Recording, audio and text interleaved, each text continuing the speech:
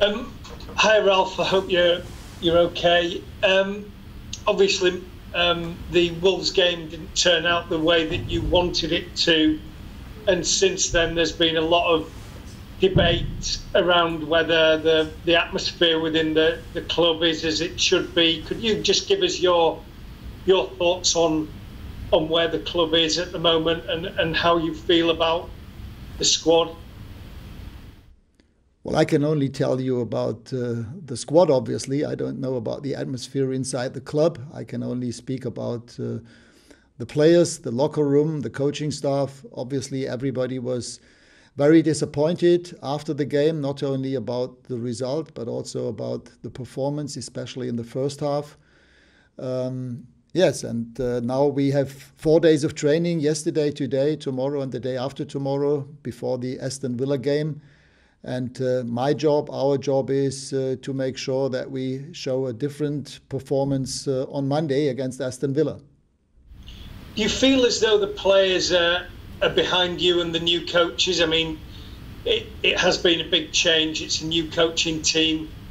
Do you feel that the players are listening to you and are buying into your ideas?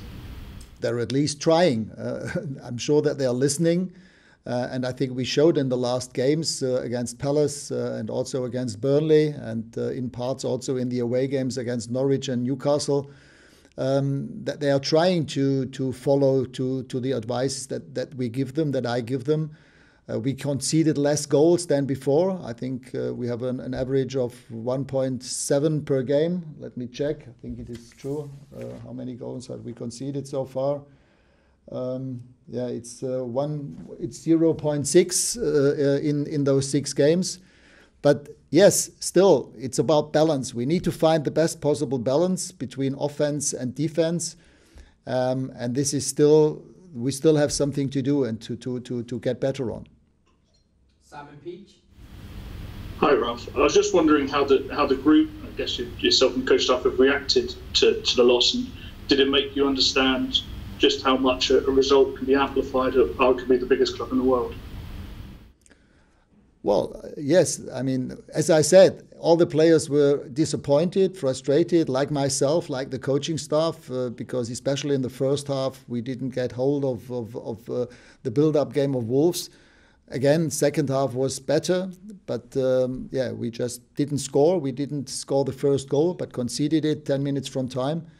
And as I said, it's a question of balance of offense and defense. I think offensively we have quality, we can show the quality, but at the same time we need to find the best possible balance, offense and defense. Continuing that theme, there's a lot of talk, and there has been before your arrival, about the midfield. I was just wondering what you thought of the options at your disposal there, and whether, having looked at it, you think there's a profile of player that is missing. Well, it doesn't help if there is a profile missing. We need to and want to work with the players that we have, and we showed that we are able to keep clean sheets with this group of players. But as I said, at the same time, it's also about what are we doing with the ball and without the ball. Again, we had too many giveaways, too many turnovers in that game, and this is also an issue that we spoke about with the team, that we shouldn't make it too easy to the other team to get in possession of the ball, especially when once we have the ball, it's also about responsible decision making the right decision at the right moment. Alan Myers. Yes, hi Ralph. Do you think there's a lot of talk this week about the dressing room being unsettled? Do you think there's a problem at Manchester United regardless of who the coach is, and that needs to be sorted out first? Well, I mean, this is not only an issue with a club like Manchester United. When you have a big squad, and we have a big squad, and we have, at least in the last 2 games, we had most of those players available. Yes, we had an issue with 3 centre-backs missing out against Wolves, but in general, we had most of the players available, apart from Paul Pogba. And if you have that many players and only 10 field players can play, and 3 being substituted, then of course you have quite a number of players, in our case 12, 13, 14 players who don't even play or not even being in the squad. And that those players are not happy about that situation is obvious, is clear. So I think in total we have a big squad. I I tend to explain to players every 2-3 weeks why they're not playing, but obviously I cannot do that in every game.